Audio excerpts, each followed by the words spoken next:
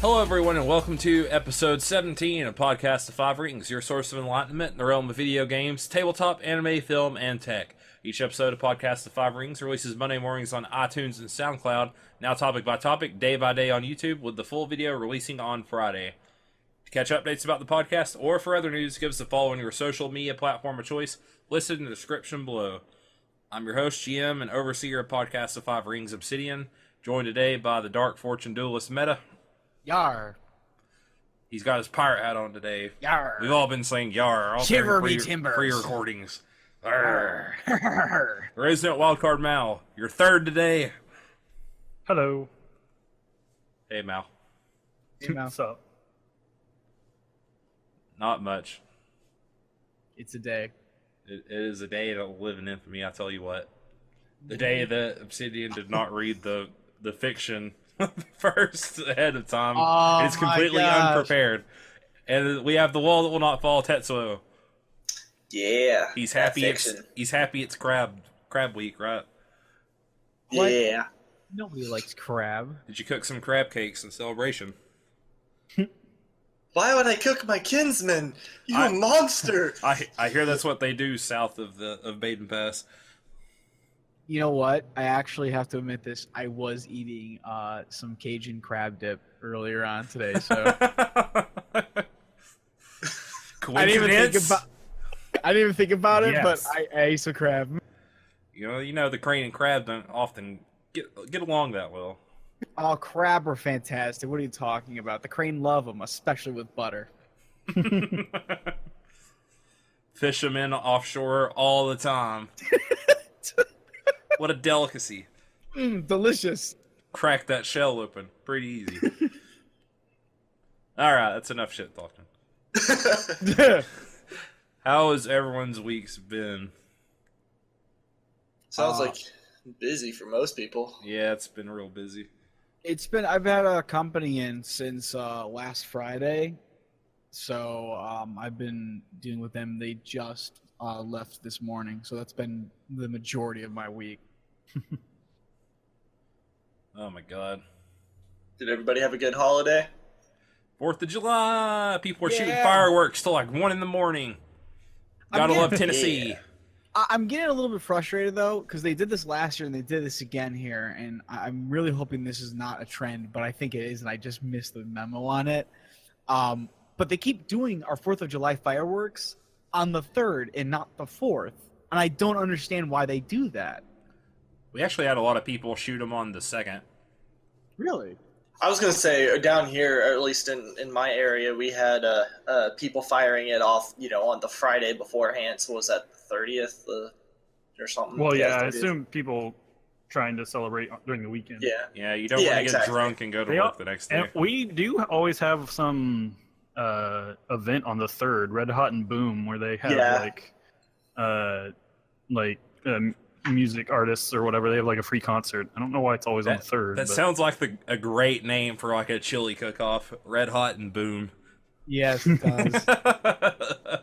So, I'm not the only one then. This is an actual thing that's No, it's happening. a thing. Wow, okay. Well, because what I think normally it is it's a way to be able to have the social community firework event without it taking up your 4th of July with your family. Is kind of the mentality behind it. Could be. I guess. I mean, I just I could get it like the Friday one. That makes sense. Just because, it's on Friday. That means you're gonna be able to celebrate, you can stay up drinking and whatnot, whatever. But if the 3rd's a Monday, what's the difference between on the 3rd and on the 4th? Beyond, what you just mentioned, potentially just getting in the way of hanging out with family and friends.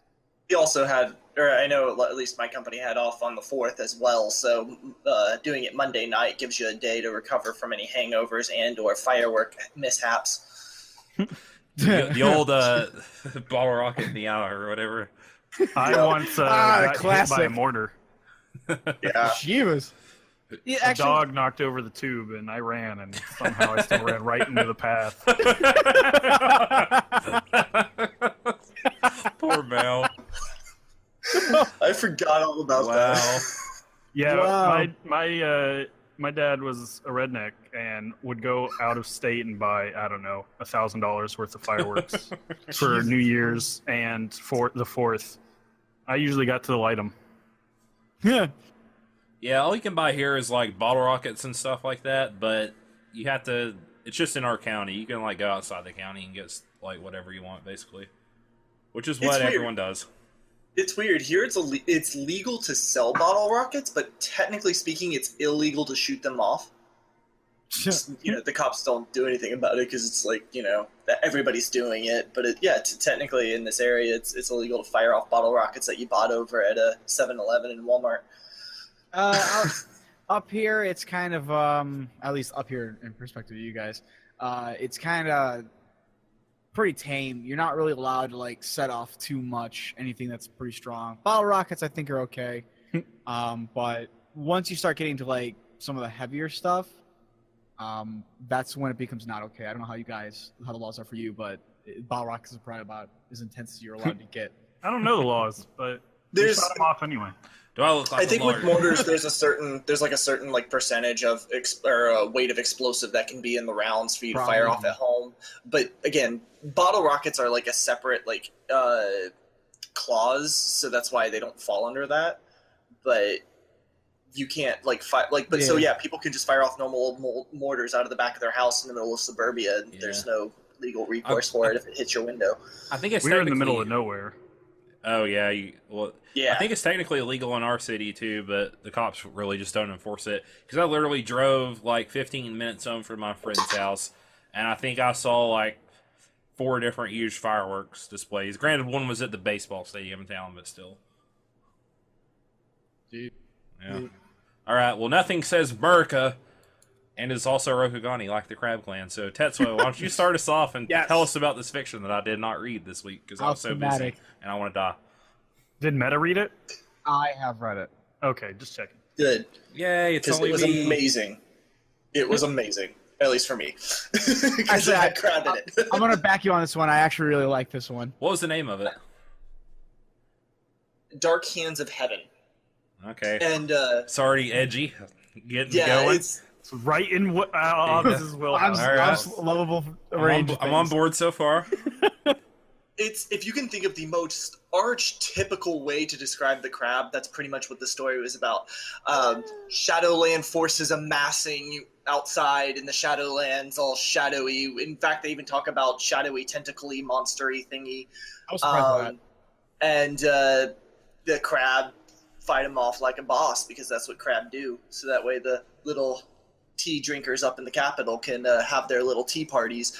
It's all about Kisada. I'm going to guess it was probably Yakumo saying that, or was it actually Kisada? Like, talk about that's kind of the mentality that the Hida have, as opposed to actually saying that. Oh, yeah. I think Yakumo at one point makes a line. I can't remember. I have to go back. I know very early on, Yakumo is like kind of his dickhead. His first line is, "Look at them arrange their forces so considerately. One could almost mistake them for a crane."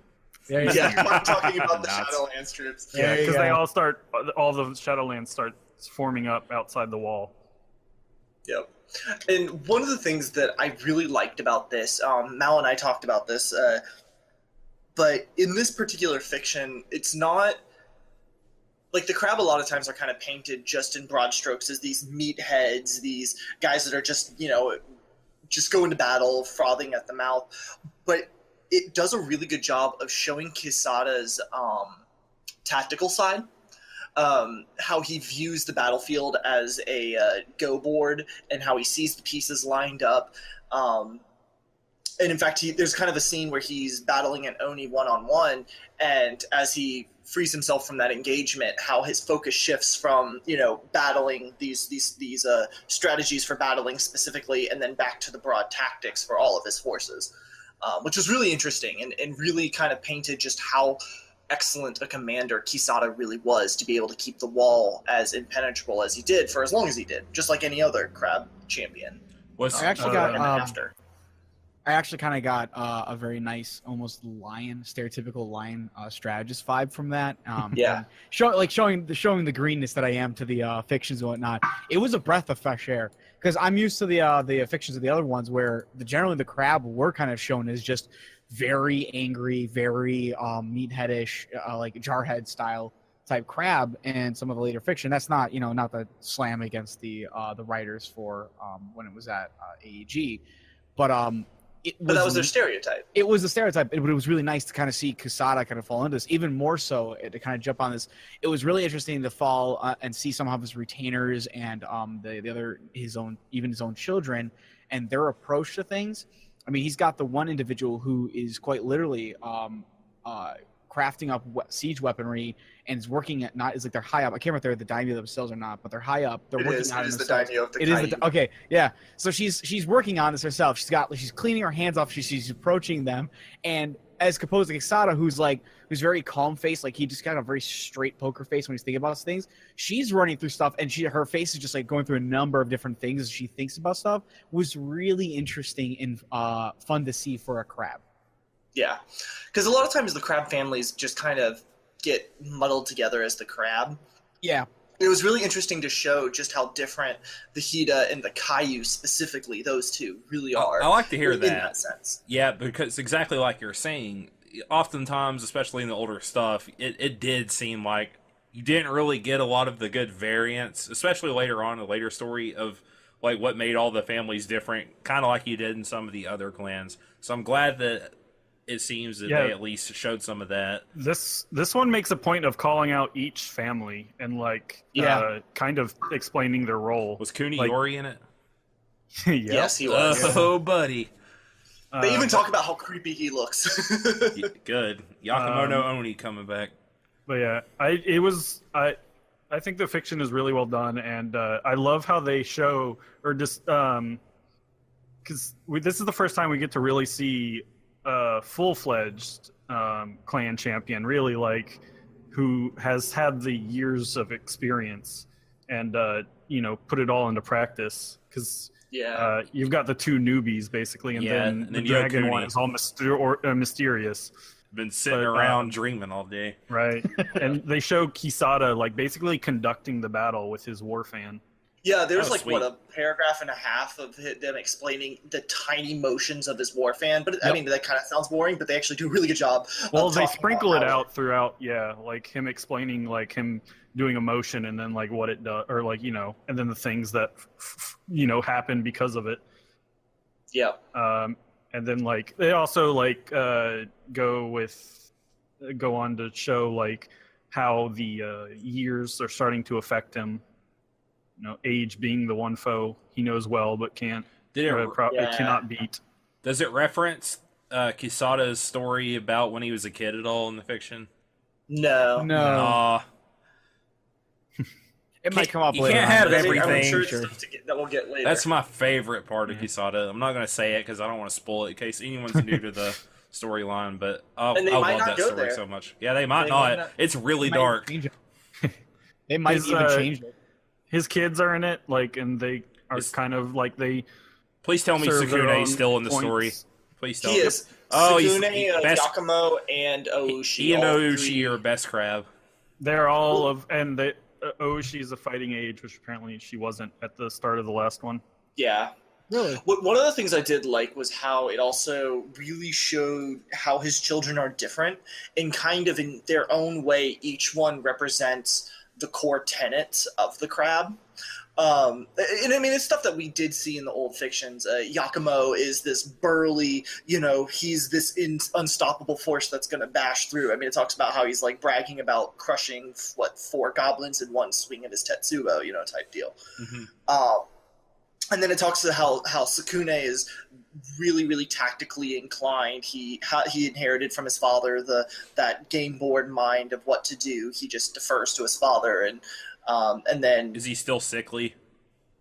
Yeah. Well, not I don't that think he actually specified that the he's like sickly, but he is like frail comparatively. Yeah. I didn't get that impression either. He just seemed like he just didn't get like the beefy Hida frame that the Hida are known for.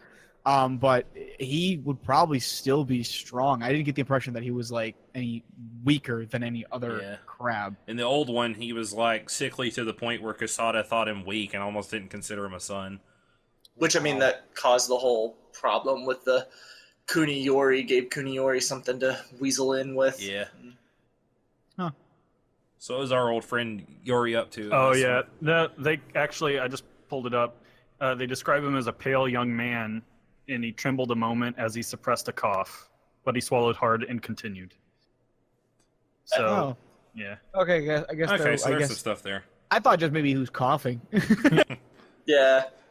Yeah, you know, people cough. They're probably... I was gonna say people cough. Right, but I mean, they're probably hinting at it. Yeah. Probably. They'll probably... Yeah, lean I into think it. so. It's one of those I- things you might not catch think- on.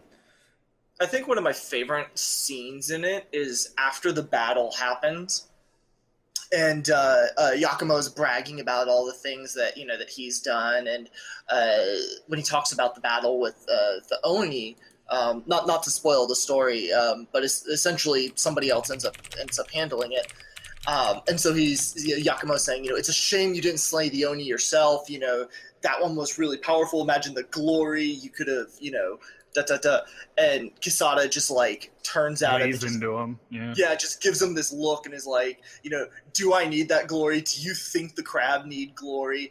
Do you think that that's really something that we need to do? Nice. And it was really interesting, but then like Yakumo, rather than like bristling at it, like they kind of have him just being like, okay, you're right, like, and he's like properly humbled, like he just kind of I wonder if that means falls into it. Kisada won't have 3 glory on his card, maybe only 2. Yeah. That would be interesting. That would Maybe be- just Zero give him- glory. That'd be but a he might sweet. have stronger stats. Yeah, that would be a sweet way to tie him to the fiction. Yeah. I Um, agree. But yeah, and it showed. What meta? No, I was gonna jump back before we continued on with is that I kind of noticed this with the kids for Kisada, but it kind of reminds me a little bit of the stereotypical tale where like you have the children of a very well-rounded, decorated, and well-aged individual whose children have all inherited something from him, but all might have their own flaws in and of themselves Yeah. as a character, and it makes it a little bit hard to really tell who would be a good one, because Yakumo, he's very brash. Sukune is apparently a bit sickly, or at least trying to get the water out of his lungs, and I think Oushi is the only one who didn't get it too much Yeah, she got the building least. on in this. I think is she Yeah. the youngest? I assume. She is the youngest. yes. Yes. Yeah, from the way they present her and how he thinks of her. Well, Yeah. and then too, in this, there's like they realize there might be an attack at like a further section of the wall, and so he Yeah. sends her off with the contingent. So he at least trusts her to be a high commander to take these men and go handle this. That I'm not even gonna like look that direction. You're gonna handle this while we handle this in front of us. Well, she didn't take too kindly that because she wanted to be at the part of the main fight as opposed to offer the contingent. But, Right. But yeah, so Sounds that like it's like Oshi. something I wanted to make a note. Yeah. Yeah, I have it right. It's like, although she made no visible signs of displeasure being left out of the main battle, Kisada sensed her bristle a moment before she bowed to him. Yeah, Listen to me, Doctor. unhappy. I will say, too, one of the things that made me happy is that at least elements of how the Caillou wall came to be are being preserved. Because they talk about Kuni, Osako, and, raising the wall The of water. yeah. Well, Yeah, they to protect reference it. Eishu Ginja. No, they specifically say Kuni, Osaku. Using that Um, live casting. Well, they don't specify that it is a live casting, though. It just, Oh, yeah. he Yeah, just It's says- a brief sentence that just Yeah. references it. That was like the section in the 4th edition RPG book. I believe it referenced her. I talked about you can live cast to do like some amazing feat or whatever that you work out with your GM, obviously, but Yeah. Or fade away because you failed the spell. That was a life cast. unless your GM's a dick, he'll let you do it. Yeah, they also show that he really Kisada cares like for the individual samurai under his command. Yeah. Values each life that it takes to hold the wall. just really nice to see. Did you guys happen to see the card they got previewed to? Because Yeah. I'm pretty excited to Yeah, see. boy. After seeing this, I'm pretty excited to see how Crab we're going to play. Honestly. I did not see this card. What is this? All right. The card is called Stoic Gunso. It was low stats. Hold on. Okay, got it. 2 fate cost, 2/1, 1 glory Bushi. Action during a conflict, sacrifice a friendly, not unfriendly character. This character gets +3 military skill until the end of the conflict. Jesus. Yeah, it's a really good card because they can swing in. You could defend with like one guy to like try to basically repel the attack, then swing back in with him, and then basically sacrifice your one guy who's already defended. You get a nice buff on him. Sacrifice someone who's not going to be around at the end of the turn anyway. Yeah, anyone who basically has no more use to you for the rest of the turn, you might as well sacrifice them and get some value out of them. Extra value. Yeah, it seems so good. They said that sacrifice might be a part of the crab, like because they value sacrifice as a clan. Yeah, I'm super excited to see. As coming from a Magic background, I love me some aristocrat strategies, so I'm super excited. Aristocrat, to see this, which is like there's some cards from Innistrad with the aristocrat in the title that it revolves around sacrifice. The decks. That reminds me, they did mention that the Yasuki are part of the crab in this case as well, didn't they? Yes, they did. Is that not normal? Yeah, it is. Well, I mean, at the start of the. Yeah, it is. Okay. Yasuki Tako is still down. I thought the old game, they originally part of the crane from the early days. Nah, they were always crab. They just talked about the wars. It's like the first few hundred years they were in the crane. Yasuki were originally part of the crane in the original L5R storyline and whatnot, but before the Senkoku Jidai of L5R, they had a small war. It was a war between the crab and the crane, and it was all based on the fact that Yasuki defected to the crab. Yeah, then the second one happened. Okay. Yeah, I looked it up before. I just don't remember. And so. Yep, you got your Wily Carps. They're still around. Yar. Yep. People love the Yasuki. I want to also make a note here on the story for something really fast here. One Oni in the army that they showed attacking the wall, or at least the small legion that swung at the wall. There was only one Oni that showed up, and he was in iron. He was not an iron. He was an obsidian-clad Obsidian. armor. Yeah. I actually kind of like that. It made the Oni feel very, very important as an enemy because he stood out. He was something different. I actually like the fact that he was kind of solo because maybe it's just me. I'm remembering things wrong here, so correct me if I am. But kind of going back into the older fictions again, where it started kind of feeling like Oni were a little bit more commonplace in things. Yeah. Yeah, well, because, I mean, they were supposed to be rare, but again, it's starting pretty much at the Clan Wars when the Shadowlands were at the height of starting to incur. You saw a lot of them at that point, so it made them feel not rare. Was it tendrily and stuff? No, well, they did mention a tendril horror in the armies, but this one was not. This one was just a let's see, it just says... it's massive bulk armored and chunks of chipped obsidian is all it does to describe it. But the little picture that's in the fiction kind of makes it look like a. I think that's just Way of the Crab. I don't think it's for the story. I'm not sure that it is. So, but it doesn't specify anything else beyond that. So I'm assuming, like, going on a limb here, just to make sure. Kisada didn't state that he had like a jade weapon itself, did he? Nope, he did not. Okay, then I'm gonna assume that he used. Well, they made a point of saying like their jade stores are pretty low. Yeah. A big part of it was also that they keep sending requests to the Emperor, and they're like the Emperor's just like, we cannot do anything at this time. It's happening. It's happening. Yep. Kisada's march all over again. I hope they don't do that. Yeah, me too. I'm okay with him doing it as long as he's not allied with the Shadowlands. Like that's my big thing. I don't want him allied with the Shadowlands. Hopefully the Dragon are gonna go and help out. I'd like to see like the dragon try to take the throne or something. Maybe do like a scorpion coup or do what Kisada was doing. I kind of actually hope it's not the Scorpion that go for the coup this time. I really want it to Everybody be a expects wild it. card. Yeah, because everybody expects it. That's the problem. Like, if you do the Scorpion, it's like, oh, well, okay, I guess it's the Scorpion. I really want it to be a wild card. It's like, surprise! It was the Crane all along. I would just Hey, love like, to if see. we make a list of people, I don't who think it'll be tried- Crane. I don't At think least so, not but- Hotaru. Yeah. I If we think make a it's list gonna of be all the people who've tried, it's the scorpion, the unicorn, and the crab. So hopefully it's one of the others. Yeah, I would just love to see because Yokuni If had it the happens. prophecy and all that stuff. I'd love to see him go, dude. We gotta like do something about it. Our samurai will do whatever it takes. We're That'd be literally nice. short. We might as well do it if we're gonna like die out anyways. So, and you never see like Oh, dragon lion villains in the was story. I remember that. Conclusion. What? He's not really a dragon though. I don't like count But he- that. I'm talking about like a dragon samurai. Like Okay. Actually- Not a monk. even a monk, I'll take a monk, but like literally like or even like the dragon clan as a whole being like You the want someone villainous one. associated with the dragon. That the dragon. That'd be wanted. fun. I'd like to see. I think the closest we got to like a dragon villain was, oh my gosh, what was his name? He was like the Mirumoto. It was in the Four Winds saga, and he was involved a lot with Sadao storyline. I can't remember his name off the top of my head, and it's killing me. But Sadao Mao.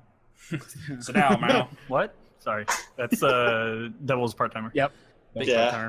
But Oh, yeah, I just well, hope we hope we see a little bit of different stuff. I'm fine if like some of the stuff is similar, but I don't want it to go the exact big plot hooks. Like, okay, now the crab go to Baden Pass and to Tori's Ronin and he Well- fights him off and XYZ. Last time the lion won the throne, so how about this time they go after the throne and the scorpion win? I'm okay with this. I'd take it. Crab should win the As throne. much as I don't want to see Kachiko's Empress again, I'd take it. I'd It's like at least to see slightly what the different. crab do with the throne, Yeah, it'd be cool. or the unicorn. That would be weird. Yeah, that would be really weird. I don't know if they'll That do would another probably- compete for the throne. I wouldn't mind Right. seeing the Hante stick around, honestly, and get more of Yeah. them. Yeah. Maybe we'll get the Hante really quote-unquote didn't good exist that long. Daigotsu. What were you saying, Tets? Sorry. Just that the Hante really didn't last that long, and as far as like the life of the game goes. Oh, no. It was like a year and a I mean, half. like the bloodline was kind of there that to kind of give us villains, but the Hante itself as an entity really was short-lived, and I'd like to see more. Even if it's just an owl clan, like No, Owl Clan. That wouldn't make sense now. Nah. no, it wouldn't. But I'm just saying, like if they got disposed, like at least give them a clan and have them continuing on in the story, as opposed to just nope, Hante are done. All right, next guy. I don't You think know. you could, Nah. because of the whole mandate of heaven kind of... Yeah, celestial Flavor. blood and all that. It would Or be whatever it is. interesting if it happened. And I could see, like, if a scorpion Well, they- became emperor, letting it happen. Yeah, I was gonna say like maybe they go into not exile, but they become nameless for a while, and then they come back and they're given minor clan status or something like that. Yeah, we'll see. Possibly. It I could feel like happen. you could make that work. You could make that work. All right, Mal, what's your topic? Well, I saw a movie this weekend that I really loved. It's called Baby Driver. Is Which it about is, a baby driving a car? No, it's named after a song by Simon and Garfunkel titled Baby Driver. I'm not familiar What? with it. It's by Edgar Wright, who did the Cornello trilogy? Is that what it's called? It's the three movies: Shaun of the Dead, Hot Fuzz, and The World's End. Oh. Hmm. And Okay. then he also did Scott Pilgrim versus the World. Huh. Huh. Yeah. His movies are generally pretty great. Yeah. This was just an amazing spectacle of a film. With just basically, he likes to sort of mess with genres or combine them even. Because Shaun of the Dead is basically a romantic comedy in a zombie movie. Yeah. Yeah. This is an action movie, a heist movie that's sort of a musical. It's not like people don't like. It's not the kind of musical where people break out into song, but the music that is in the song just takes is just so ingrained into everything. Like the main character is Baby, played by Ansel Elgort.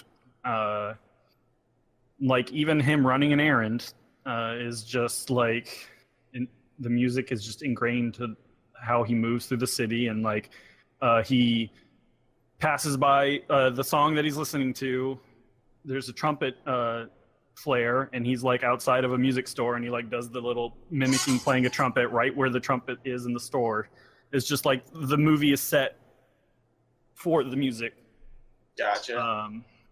It's just really good. And so yeah, Baby, he is a getaway driver, the best in town, but he at a young age he got in an accident that killed his parents and left him with tinnitus. So he always is listening to music to drown out the ringing in his ears, that's what tinnitus is.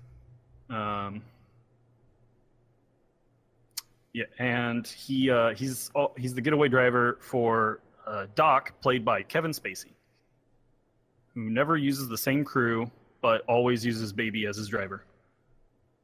And it's set right out of the gate. The first song we hear is Bell Bottoms by a band I cannot remember the name of off the top of my head. And that is the song that gave Edgar Wright the idea, apparently, to basically have this intense car with car chases set to music and whatnot. And he's been working on it for 20 years, or at least in his head. And the last 10, he's been actually working to make it a reality. He's had this idea for a long time. But he owes Doc a lot of money, and he's in for one last job. And he goes on he's the getaway driver for one last job, and then he's out. And he falls in love with a girl named Deborah, played by Lily James. And he gets a normal job as a pizza driver, or delivery driver. And then Doc pulls him back because he can't let go of his good luck charm. And he has to do another job with and the crew. It's Bats, which is just an insane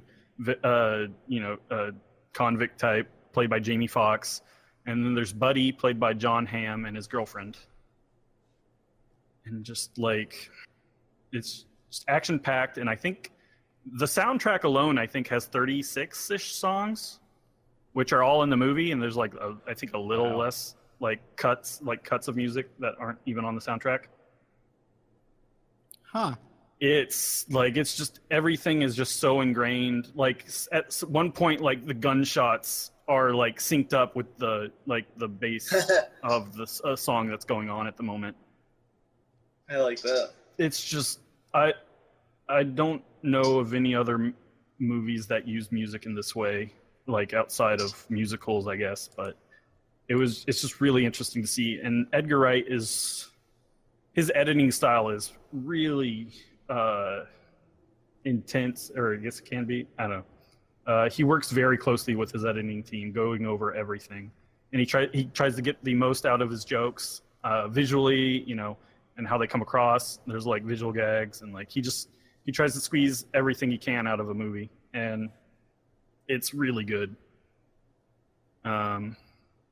It's gotten, I think on Rotten Tomatoes as of filming, it's got a 97 from critics and a 91 from users. So it's being well received from both sides. Sounds like I might need to do double feature on Saturday. Spider-Man and Baby Driver. Yeah. It raised its budget in the first 5 days, which exceeds expectations the industry had for it. Sony's already we would like a sequel. And Edgar Wright's maybe. Typical Sony. They will let you know if something is doing well. Yeah. Yeah, the cinematography is just so good, I think. I've seen some people that have already gotten, I guess, upset with the hype, but I don't know. I've just not seen a movie like this before. It's style over substance, which is not that I'm saying that it's a bad thing. It's just you would have to have a lot of substance to keep up with the style presented in the movie. Mm-hmm. It's just so slick. The weakest part is probably the characters. The acting is really well done, but like the characters themselves are kind of weak. The people like do a good job with what they're given. The actors. Yeah, it sounds more just like a stylistic kind of. Yeah, I love. It it. takes a lot of its focus on that rather than the character. So it's almost like you're just along for the ride. God. Seriously, Obs? Yeah, I went there. There's Oh there's a certain amount of idealization in the movie, and like the love story, the love story I think has a certain amount of idealization to it. Like even at one point someone calls him Romeo, which I think kind of like connects to like it's kind of like they have an intense love, but you don't really see, like they've only known each other for like a month. Mm-hmm. The like choices do seem to matter in the movie. Like there are consequences for the choices made in the movie, which I liked. And then the music, interestingly, is all like from the 60s to the 90s. It's not like any top 100 hits from like the last 20 years, which is a very interesting choice. I think it's supposed to be, I'm inferring that it's the music his mom listened to, probably, that he got it from.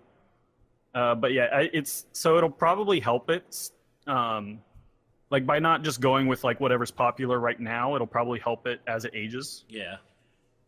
And he always listens to his music on iPod Classics, and he has like one for every mood and situation. So he's got tons of iPods. It was just an interesting quirk. But yeah, I loved it. I thought it was amazing. How long was it there and about? Typical normal. I think about an hour, 40 minutes. Okay. Yeah, I've seen people talking, because I know you've been talking about it. I knew kind of what it was, but didn't really know a lot about like the movie itself, other than who was directing it, and that it was going to be like a really style-heavy kind of thing. But people have basically been saying that they love it. So as soon as I saw it, or like saw about it, I was like, I'm gonna have to go see this because music is like something I live for, basically, and to have it so ingrained into a movie is just amazing for me. Yeah. At first, when you were talking about getaway drivers and stuff, it reminded me of Drive, which is my favorite movie of all time. Oh wow. I don't. But I doubt it doesn't sound like it's going to be super dark. Yeah, like kind I've of seen Drive someone. is. I don't know. Like it's got its moments, I guess. Yeah. But I've not seen Drive, so I can't. I've seen some people saying it's just a bad Drive, one critic just summed it up like that. And One who didn't like it. Yeah. So I don't know. Drive is it's a movie. What? Go on. I was just gonna say all of the stunts are basically real. There's like only 5% of the movie is CGI, and that's for like touch-ups. Mm-hmm. So it's all like practical stunts, which I thought was really cool. That's actually nice to hear. Yeah. Yeah, Edgar Wright did an AMA like last Friday or Saturday, I think, on Reddit, because the movie came out on a Wednesday for some reason. Weird. On That June never happens. 28th. Yeah. Odd, Yeah. And then I saw it last Saturday though. Just to reaffirm for you, Mal, it is in fact the tomato meter is 97% and the audience score was 91%. Yeah, I looked it up before recording. Oh, okay.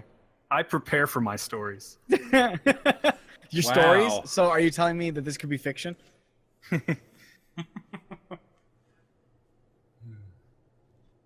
I've sounds actually- like that's a recommend. I gotta for I gotta me. say, if this is based off of just a song, It's not based. Well, it's not based off of a song. He just used that as the title, and I believe it's the credit song. the Baby Driver. Okay. I thought you said it was based off the song. That I misheard. No, it's titled off the song. It's just I was gonna be because so. it's I was music. about to like throw a praise and be like, if this is based off a song, it's amazing. It that is it's sort doing of- this well. It is sort of based off of a music video he directed, like in the early 2000s, I believe. Okay. Yeah, this is just a movie he's really wanted to make for a long time. An idea he came up with, 20 or so years ago, and he's just put that. He was hoping that working on Ant-Man, because he was the original director of Ant-Man, would give him the leverage to make this, and he had to leave Ant-Man. I don't remember why. He got fired or something. But he still got to make this movie, so he was happy. Hey. Probably Marvel wanting to do stuff and he didn't want to, as it always goes. They sort Yeah. of have been How dare you homogenizing experiment. their movies. Yeah, they As have time been goes on. totally. But yeah. Sweet. Well, I'm gonna try and check it out if I can get times lined Yeah. up right. If you like older R&B, some Yeah. rap, Yeah. classic rock, Uh-huh. 90s rock. Okay. Yeah, that's the music from the 60s and 90s basically. I I think the newest like that kind of song music. he listens to is and that's only because of the girl, because I think it was Deborah by Beck, because even their relationship is music based basically. Okay. Yeah. Oh. All right, Meta. What is your topic for today? Well, since Ma was talking about old music, I thought we would go in that line again. Because listening to that stuff when you're a kid, obviously impacts what you might listen on in the future and whatnot. But the same could also be said for the video games or stuff that we used to play as a kid. So I wanted to actually ask you guys. What We was all a turned game into you killers, played or grew right? up as a kid? Yeah, we all turned into killers. Jacked We're up. actually all That's what the 90s would have made you think. Right. It would have. It would have also made you think that the Power Glove was a really good idea for the Nintendo Entertainment System. What did you guys grow up playing? Like, what were games that you played as kids that really left a spot of impression on you, or kind of have died down as you've grown up? But what was something that you thought was amazing, and where is it now as compared to then? Pokemon, and it's probably the best-selling fictional universe of all My time. God. I was gonna say Pokemon definitely has a deep-seatedness for at least for us. Yeah, that's what I was Played going to a lot say of too, that. That's how, but now I'm that's going to how- try to think of something else. That's how me and Tets met, is over Pokemon. Well, they get Yeah. this one then, obs. The Yeah. card game specifically, I think. The card game video game. Right, that's what I meant. This is Dude, the card game video Card game game was video so game. good. I've It never was. actually played the physical card game. Stupid card game video game was actually really Dude, good. We never Oh, got yeah. the second one I too. loved it. Only Japan got it. Yeah, I think I grabbed an emulator for it once, and I never really played it much. But I did. Oh I played my it for a little gosh. bit. I will Yeah. admit. What about you?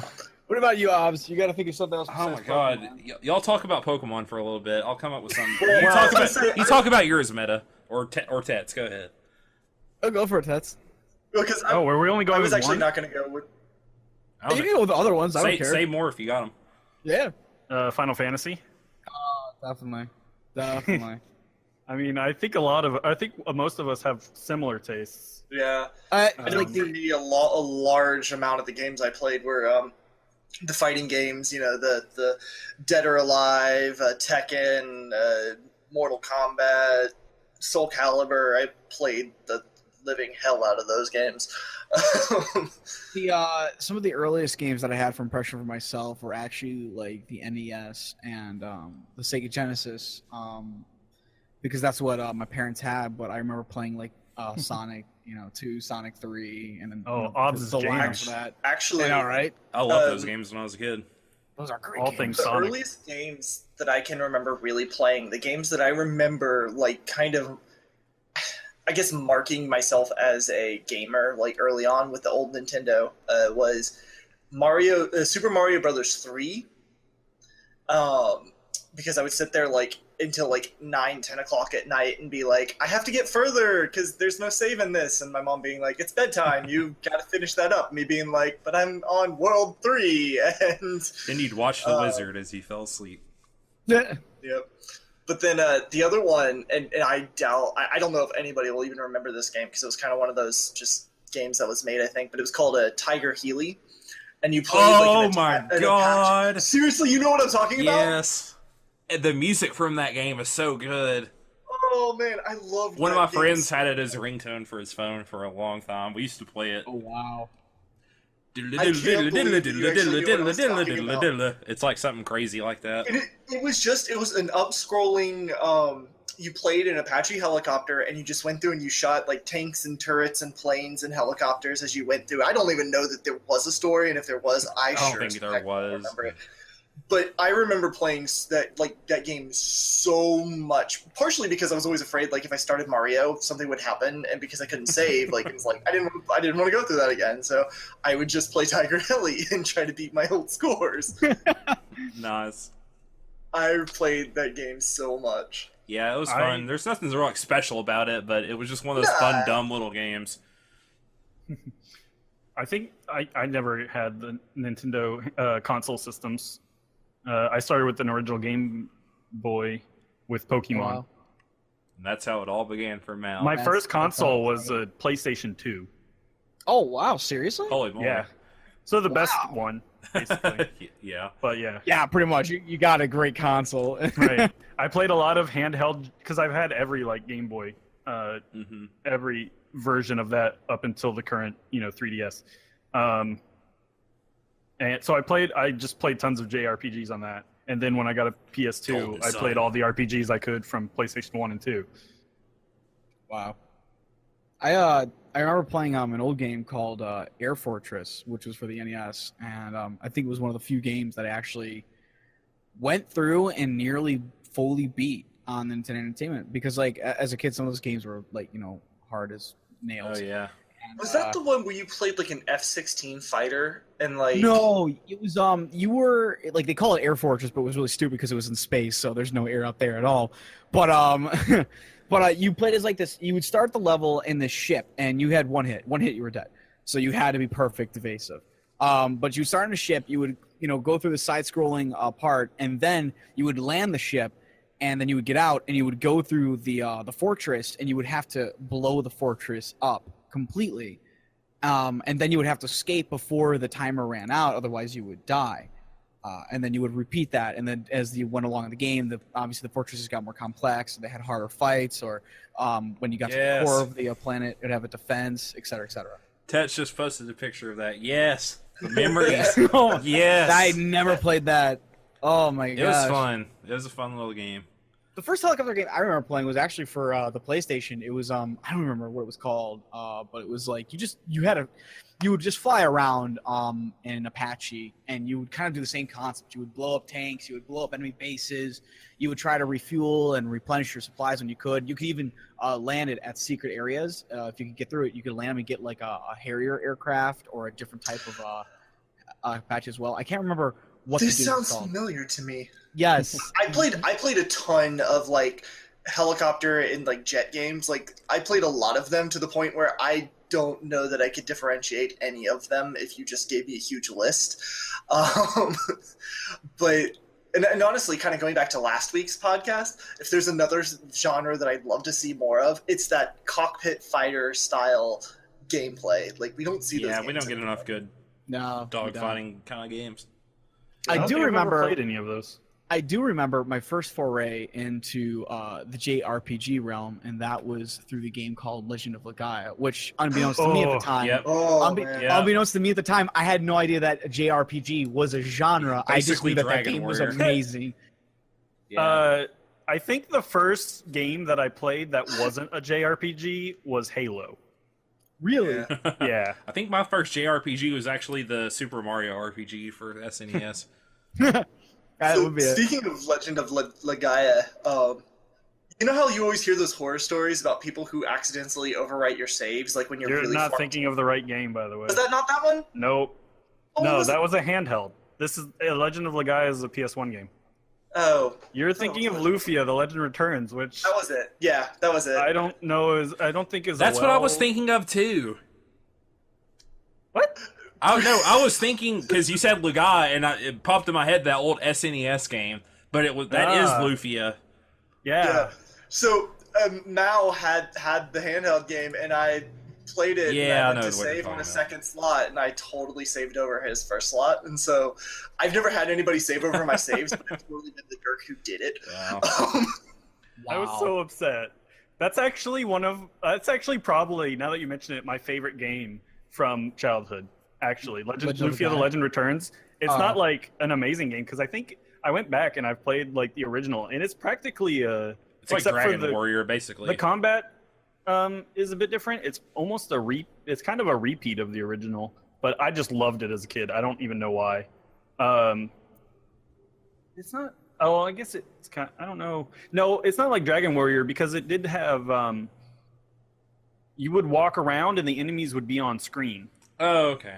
And you could attack them and stun them to get the jump on them, sort of like games do nowadays. I think that was probably one of the first that had that idea. Actually, I probably just don't remember it well enough. I didn't play it like super great amount of time. One of my friends had it. Huh. But now I'm a man who loves his nostalgia. Oh, I've played that game. You're like, I was thinking about it this whole time. Like, Lufia the Legend Returns. Man, where have I heard this game? Yeah, this was later on, I think. Wow. This is because I played the game. This is for Game Boy Color. Yes, that is. I played this. Here you can I see, loved if that you want to game. look at the Google images. Yeah, I loved it. And because you in combat you had 9 people on screen. Yes. That you chose because they were arranged in a square, and each column was your you could choose someone from each column to go for the turn, but you had 9 people to choose from out of the party that was like 14, 15 maybe. It was a huge cast too, which is probably why I loved it. I actually like the story to that. Even now, like, I don't ever want somebody to tell me what's wrong with it. I just want my rosy nostalgia colored glasses for the story because I really love the story and I don't want somebody to ruin that for me. It was fantastic. It was perfect. It did no wrong. No, I would never go back. I still love it. You can't make me not love that game. It is impossible. I remember it was one of the first times as a character I was like, no, I don't want this ending, and then they give you the real ending at the end. And I was like, oh, thank God. I loved that game. That twist at the end. Oh yeah, because I hadn't played the original, so I didn't know any of the backstory, which informs you a lot more of what's going on. Yeah, because this is actually a prequel though, but it But if you play the later ones, some of the characters. I was in the same boat as you, Mal. That was the first one I played. I never touched another one after that. But I played that one. I enjoyed the crap out of it. It was good stuff, man. Good stuff. Go on, Tets. I was just gonna say for a different genre type. One that I also played a lot of was Roller Coaster Tycoon and Dino Park Tycoon. I played Roller Coaster Tycoon. I never touched Dino Park I guess Tycoon. I did sort of play video games in school. Yeah, that's kind of what I played Dino the Park Tycoons was. in school and Oregon Trail. Yeah, Oregon Trail, of course. Yeah. So those are the ones I played in elementary. We can't not mention Oregon Trail. Yeah, that's kind of true. You can't not mention Oregon Trail. Everybody's played that game in their school if you grew up during the 90s or 80s. Yep. Man, I remember that. That game was lethal, dude. I've never played such a game. You have died of dysentery. You died. Yeah. But Terry's a girl's name. You've died of dysentery. My God. Don't diss Terry. I think I want to change up from Pokemon for everybody. A lot of the games that mean a lot to me now are stuff I got into when I was in high school. Because my first Final Fantasy I played was 10, right when it came out. Now, my favorite. I love Final Fantasy after playing it. And then I played my first Tales game in high school. Wait. Okay. I think I played my first. Yeah, I played Ocarina of Time, which was my first Zelda game. Well, and I was in 9th grade as well. Weirdly enough, so nostalgia. There's a lot of bad games I remember because I had a lot of bad games for SNES and NES stuff that I'd get like yard sales and stuff. Like Block was a bad game, or Bubsy, or some other really bad classic bad platformers. But you ready for that Bubsy sequel? Hell no. No one's ready for that. I also had Bubsy 3D for PlayStation. No one asked for that. That might be the worst game I've ever played. I watched I don't even was know a what good this idea. Bubsy you speak of is. But don't Go worry watch about it. someone play the No. PlayStation one. Yeah, it's Bubsy I 3. wanna Don't know- watch it. You'll get sick. I want to know who okayed that. They had to have a meeting about that. Who okayed Bubsy? It was like a Sonic ripoff, basically. Oh yeah. And It's then just- like the 3D one is sort of like probably like a It's like- Crash Bandicoot ripoff. It's No, not the even new one. that. It's It's bad. The new one they're coming out with. Oh yeah, I don't know who Bubsy that. 3D is almost like a 3D collectathon kind of ripoff, but it just doesn't work. Yeah, it's just a bad platformer. I just But- don't. It was a came very out the bad same year as Final Fantasy VII. Yeah. So, and it looks way worse. Oh wait, no, sorry, a year before I think that was the European. Still, For my games that like I have super nostalgia about growing up, I'm actually going to go with the Kirby games for NES and SNES. Ah. The first, I probably played games before it, but the one I remember like before any other games, like the earliest that I played was probably Kirby Adventure for NES, and I know it was the first video game I actually ever beat. I used to play it all the time at my cousin's house. Then when I got my own NES finally, that was like the first game I got. And then Kirby Superstar for SNES had like a co-op mode, and me and one of my best friends growing up used to play it all the time. And that's when I told him, dude, we literally played it so much. And I told him if I could get my hands on a SNES Classic, that we were going to go back and play that game all the way over again. Just to like completely relive it up and get drunk on nostalgia. So Nice. that's probably what I'll go with. Otherwise, it would just be Pokemon. So, cool. Mega Man. Mega Man was good too. All right, for my topic, we're gonna get a little bit artsy fartsy here, and it's not really that artsy fartsy, but it's about as artsy fartsy as a role playing game can get. I want to talk about Everway, which was a WotC role playing game launched, I think, in the 90s. And it carried over. The main thing I know about the design is that Jonathan Tweet was the one who designed it, of 3rd edition D&D, 13th Age, and I think he worked on Magic for a little bit too. 3rd edition, Yeah, 3rd edition D&D. He was the 3.0 or 3.5. I think just 3.0. He was the lead designer. He might have worked on 3.5. I don't know. I just know he's involved in 3.0. Ah, But Everway is kind of it's a diceless RPG, so take that as you will, but basically conflicts are resolved with a tarot card deck. huh. You flip it face up or face down, Wow. and depending on what card you draw, different stuff can happen. And the book references like sample stuff for you to come up with based on every tarot card.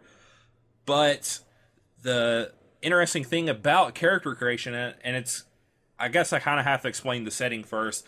It's almost like the most Magic the Gathering RPG a game can get, because it has something called like circle walking or sphere walking is what it's Sphere called. walking. Yep. And so you're basically like a planeswalker guy that goes to different like multiverses and realms and stuff, and that's kind of how you adventure. Think almost like Amber as well, if you're familiar with the Amber fantasy novels.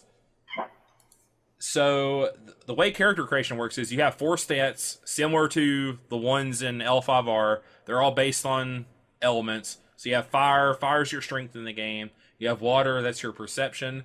Air is your intelligence. And earth is your endurance. And these all go from 1 to 10. 1 being like you're literally like crippled probably if you have like a strength or a fire of 1. To like average, I think was a 2 or a 3, and then you can get up to like super godlike levels of 10. And the GM basically uses it as like a scale to figure out how good you would be at doing a certain thing while he or she flips the tarot.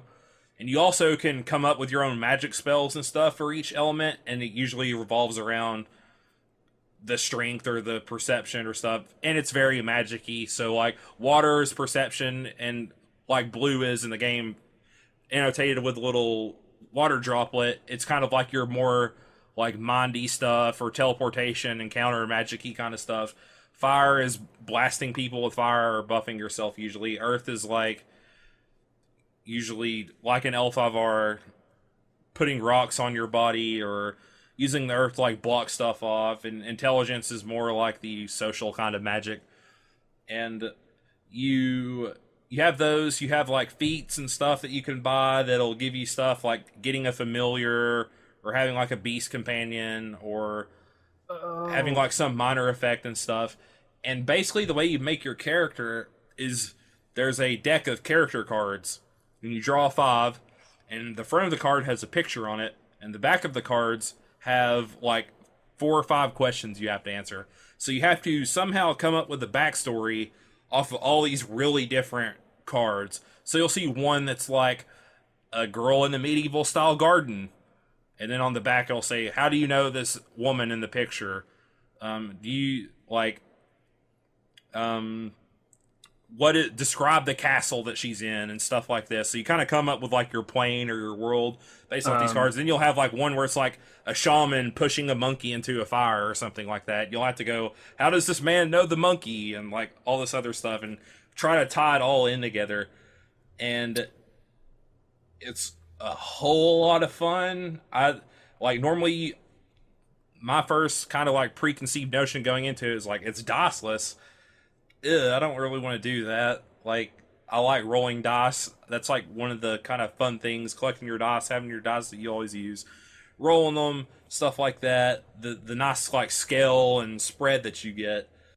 But honestly, it was one of the best games, like campaign wise, that I've ever played in. And I might be looking back a bit like rose-coloredly with it because it's the only game I played where we had a complete party wipe, because everyone like Amber ended up turning against each other and trying to murder each other at the end, and a druid just erased the multiverse out of existence because they failed to stop him. Rose-colored glasses because of a total party kill. Yeah, it was pretty awesome. Basically, all of our characters thought we were all descended. Basically, we were like the grandsons of this demon, and our mother was basically like the goddess of the multiverse, and she wanted to choose a child to basically rule over it. So my character I was basically playing like Thor, the character, where I was like a high fire, high earth, like melee focused, like combatant. And we found this artifact that like housed the spirit of our grandfather's soul. And he always whispered to me that like I was the chosen one and all this stuff. And then I ended up like turning on the party at the end because someone else tried to drink this chalice that would give him the godhood. We had all this stuff. And one of the other PCs was like, I got visions, because he bought a feat that was, he could see like future stuff. He's like, and he had a druid character in his backstory. He's like, he's trying to erase everything. We gotta like go do this. And we were all too busy like being consumed by our ambition and stuff, and like I murdered that character, threw him off of a building. Then we all like went after each other. Then we went home, and our mom was like, "What are you doing?" And then like the multiverse erased. So maybe I have a little bit of fondness, but it's a fun game. Don't go into like if you have like the multiverse erased. It's not just a it's like a neat way to do. Like we actually went to at one point we went to New Phyrexia because their GM played Magic back in the day, and we like had to fight like basically I think it was actually before it came New Phyrexia, so it was Mirrodin still, if I remember correctly, and we had to fight like corrupted artifacts and stuff like that. It was pretty cool, but I would say this is like a good one to, if you kind of have like preconceived notions about diceless games, to like try, because the tarot card is really cool, the randomness of it, and how you get a different thing off each one. It's got some familiar aspects, and the kind of magic-y stuff in it is really neat. So I did look it up though, and it's only the major arcana for the tarot, not the full 70. Gotcha. 8 tarot cards. You only have the 22. Yeah. So it's not as random as I was originally thinking. But yeah, that sounds pretty cool. Yeah, it's really neat. It's something I would like to maybe do for monthly modules one time, but I don't know how you would do tarot stuff on there. That you guys, maybe there's like a random tarot thing you can do. So the way I handled fate points in Roll20 was through a deck of cards, and it does have support for cards, for using cards and stuff. I guess you would still need the images, though. I guess. Yeah, but you can find tarot images. But, well, I mean that specific one, right? Yeah, for character creation. Like I've got a deck of Dishonored tarot cards, but I don't know how that would work for character creation. But if you have the book, you could just scan it in, crop out the pictures, and throw it in or something like that. If we decided what we do, here's what I do. I'd just borrow my friend's copy, and we could either do that. I could like load the images, and on like to like a imager or something, and then like just assign like a dice to each one, and probably have everybody roll for it. That'd be Or interesting. they might have like an online version of the cards that help people too, because people realize that RPGs are like becoming more global and people are playing together on the internet and stuff. So there's probably somewhere someone's put them up before.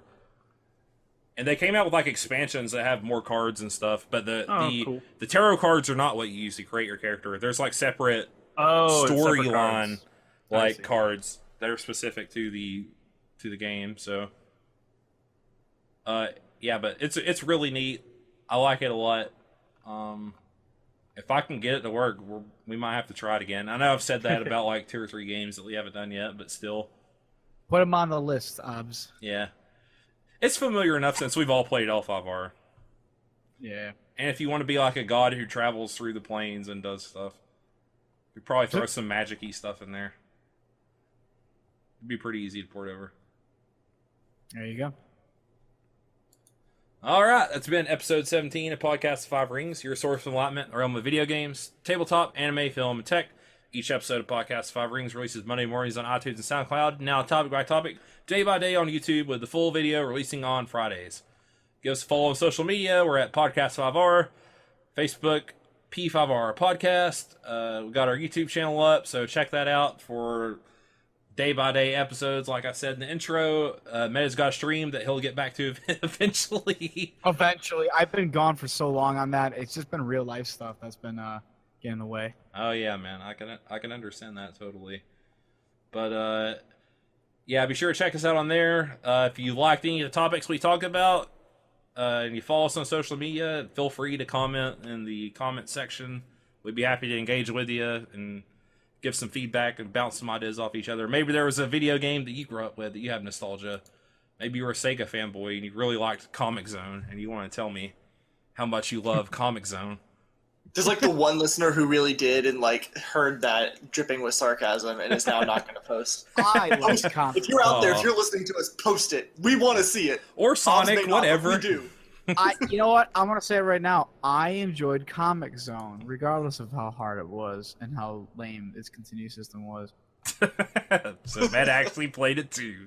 I played it too. I tried to actually beat the whole game, but I couldn't take the fact of how hard of a failure was in that game.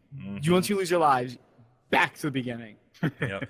So Comic Zone fans, come out in full force. Feel free to chuck some flames our way.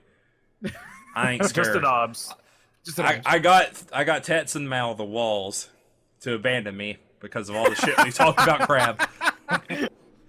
Until next time, we will see you next week with some crab cards, and I think Mal has something to say. No. Nothing to say. Nothing important. Nothing to say on Just camera. like- I'll talk just about like- crab cards next week. Just like a crab, nothing to say. Just grunts and scratches. See you next You may week. think that we would abandon you, but you know what? Duty above all else. So all the same, we'll show you that honor. Nah, let him burn. Let you run your Yeah, I was mouth. gonna say let him. Let you burn. run your mouth Definitely up in your let 'em burn. palace. Wah, wah. Oh my god. All right, bye everybody. Later, guys. See you.